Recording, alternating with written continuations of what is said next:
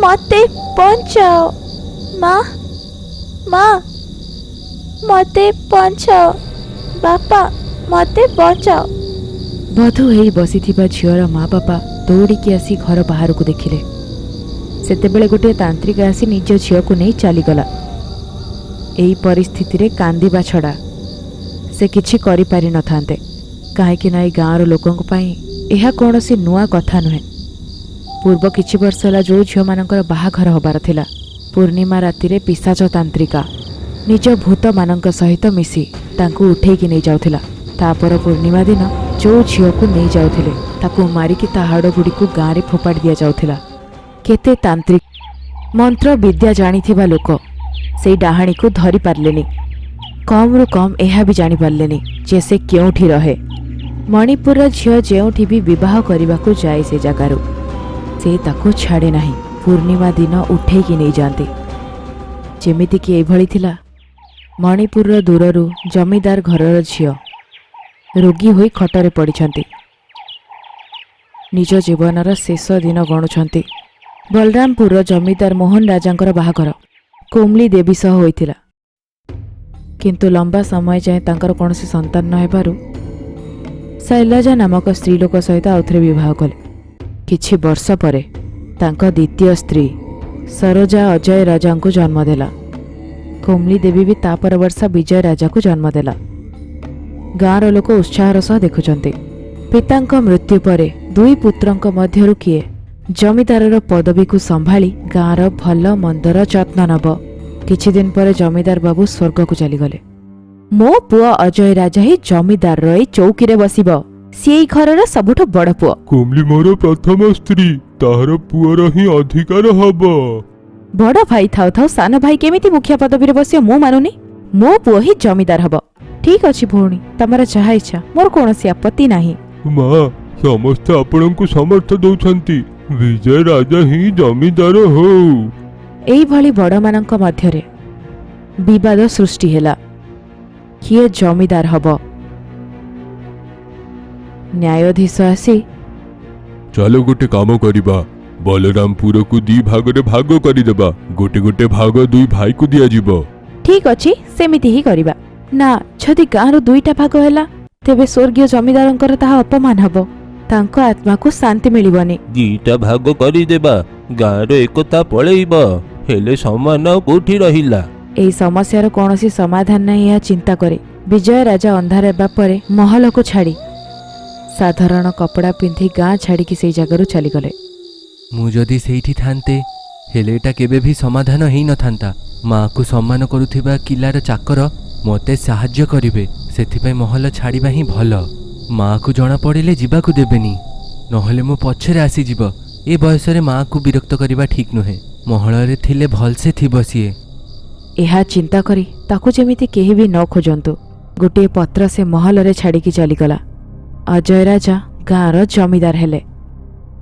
पुत्र चली जिबा परे पुत्र वियोगरे कोमली देवी खट धरिदेले। दिन बीती जाउछि। से गोटे भल काम पाई गाँ गाँ बुलुथिला। रास्ता भूलीगला और गोटे जंगल को आसीगला। थकी जाई गोटे गछ तले बसीथिला। गछ डाल रे किछि झुलुथिला, चमकुथिला।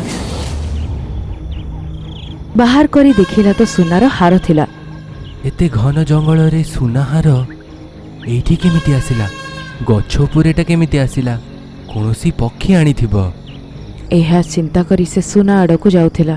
ତେବେ ଆକାଶରେ ଜୋରେ ଚିତ୍କାର ଶୁଣାଗଲା। ବଞ୍ଚାନ୍ତୁ, ବଞ୍ଚାନ୍ତୁ, କେହି ତ ବଞ୍ଚାନ୍ତୁ।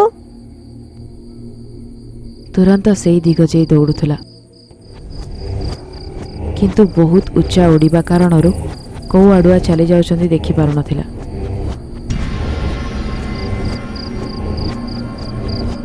କିନ୍ତୁ ପବନରେ ଗୋଟିଏ ଝାଡ଼ୁ ଉଡ଼ି ଉଡ଼ି ଆସିଲା, ଆଉ ଯେମିତି ହିଁ ସେ ପିଞ୍ଛ ପାଣି କୁଣ୍ଡରେ ପଡ଼ିଲା, ସବୁ ପାଣି ଶୁଖିଗଲା, ଆଉ କୁଣ୍ଡରେ କିଛି ନଥିଲା। ବିଜୟ ଏସବୁ ଆଶ୍ଚର୍ଯ୍ୟ ହେଇ ଅନଉଥିଲା। ତା ପରଦିନ ସେ ଜଙ୍ଗଲର ଗାଁକୁ ଯାଇ ପଚରା ଉଚରା କଲା ପରେ ଏ ଗାଁର ନାଁ ହେଲା ମଣିପୁର।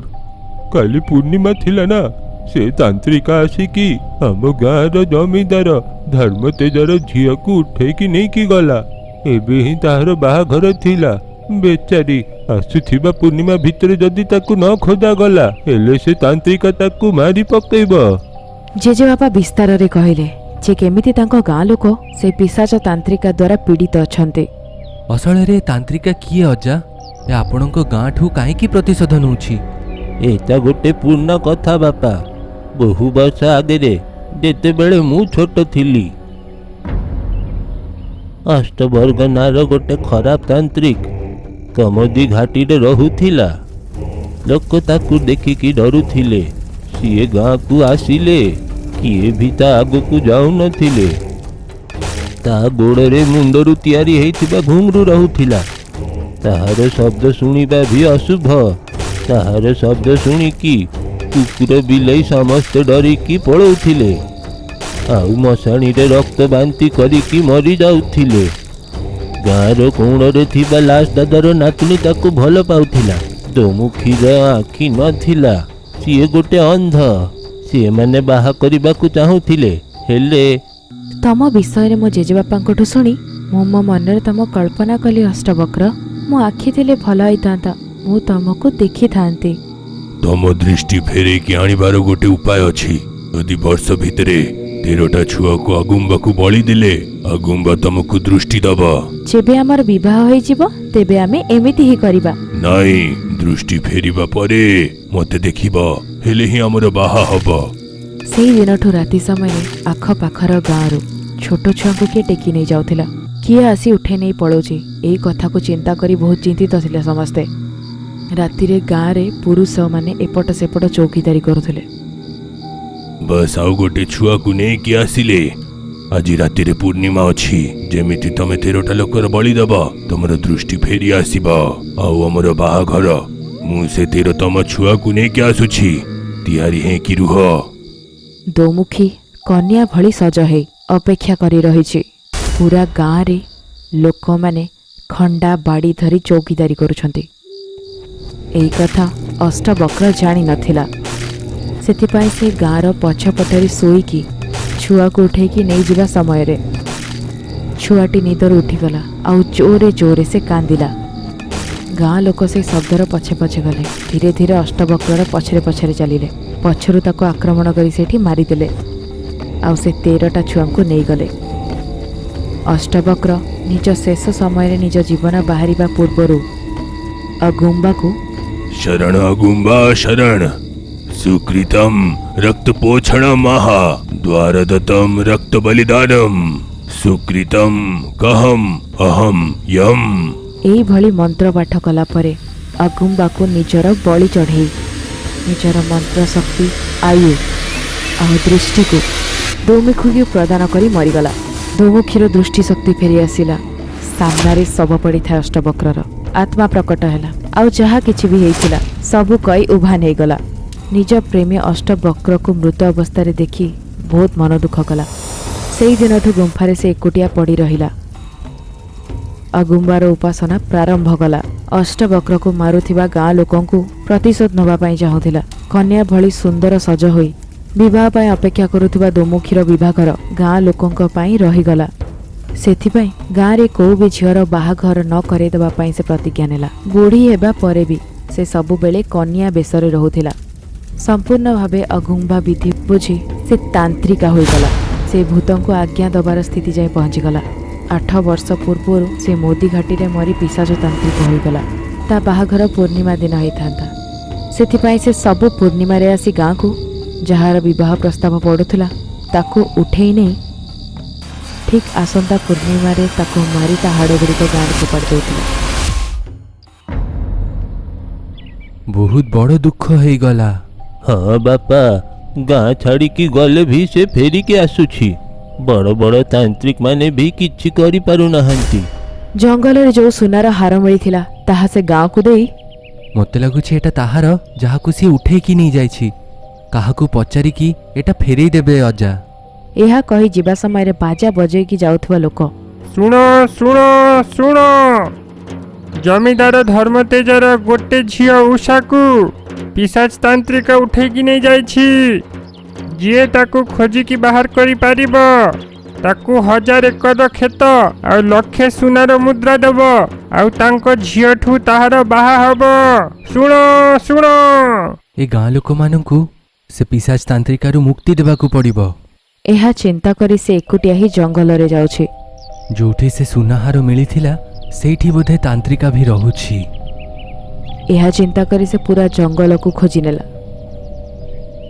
अजा कहिथिले कमोदी घाटी रे अगुंबा गुंफा रे अष्टवर्ग को गाँ लोक माने मारिथिले हेले तांत्रिका भी बोधे सेठी ही रहुछि। यह चिंता करी अनेक बाधा विघ्न को पार करी अंधार गुंफा को पार करी अगुंबा गुंफा रे जाई देखिला तो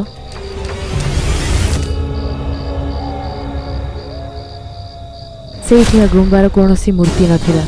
मूर्ति को बाहर कर देवार चिन्ह थिला। चारिआडे देखिला गोटे कोणरे पत्थर रे मकबरा थिला। दोमुखीर ठिकाना खोजु खोजु घर को फेरी जाउथिबा विजय को गछरु उल्टा झुलुथिबा गोटे सन्यासी ताको देखागला। किए बापा तमे जो घाटी रे मनीष आसी पारु नाहंती तमे सेठी बुलुछ? किए तमे बापा?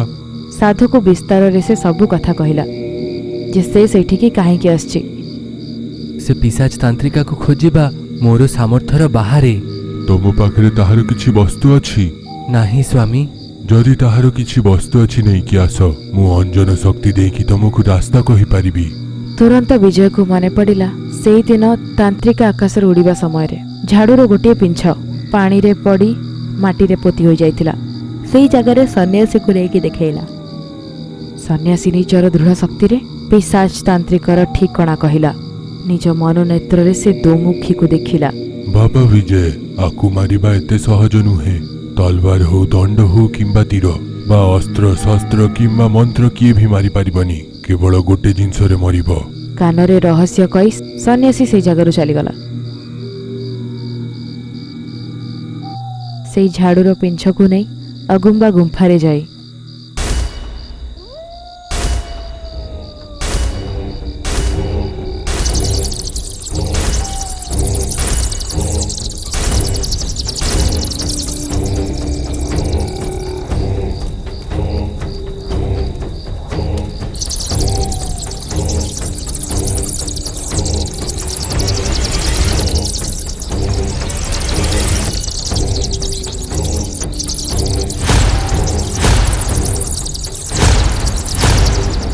से पत्थर रे थिबा समाधि को खोलिला आउ ता भितरु हाड़ को अंटारे लुचई सन्यासी कहिबा अनुसारे अगुंबार भंगा शिला पछरे कूओ को डेई पड़िला। ता भितरे पानीर गुप्त धारा सेई जगह को गला।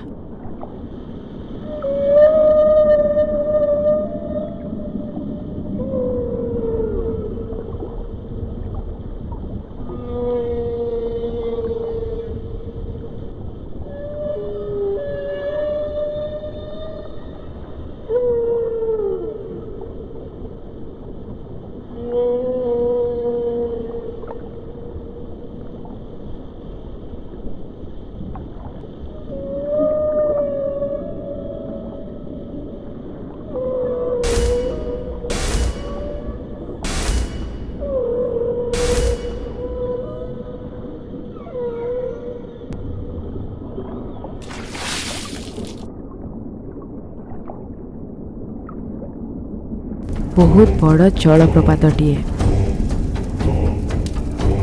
ଗୁପ୍ତ ଗୁମ୍ଫା, ଅଗୁମ୍ବାର ମୂର୍ତ୍ତି, ଭୟଙ୍କର ଖମ୍ବ।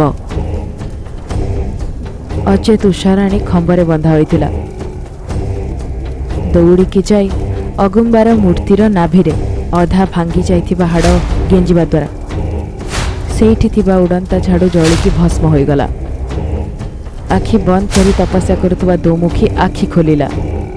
ତାକୁ ଯଦି ମାରିବାର ଅଛି ତ ତାକୁ ଆୟୁ ଦଉଥିବା ତାହାର ପ୍ରେମିକା ଷ୍ଟବର୍ଗର ହାଡ଼ରୁ ତାହାର ହୃଦୟକୁ ଛିନ୍ନ ଭିନ୍ନ କରିବାକୁ ପଡ଼ିବ। ହେଲେ ହିଁ ସେ ମରିବ। ତା ଆଗରେ ତାହାର ଯାଦୁ ଝାଡ଼ୁ ଆଉ ତାହାର ଦିଟା ମାୟାବୀ ଭୂତକୁ ଅଗୁମ୍ବାର ମୂର୍ତ୍ତିର ନାଭିରେ ହାଡ଼ ଫୁଟେଇକି ମାରିବାକୁ ପଡ଼ିବ।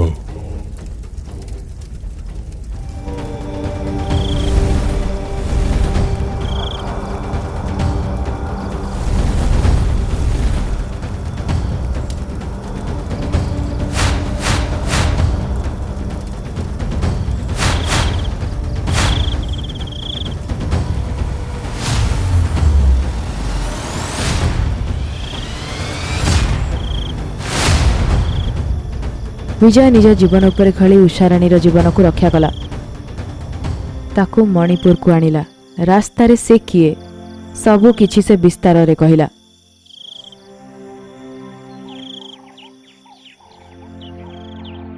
ଓ ଆପଣ ବଳରାମପୁର ଜମିଦାର ବାବୁଙ୍କର ପୁଅ?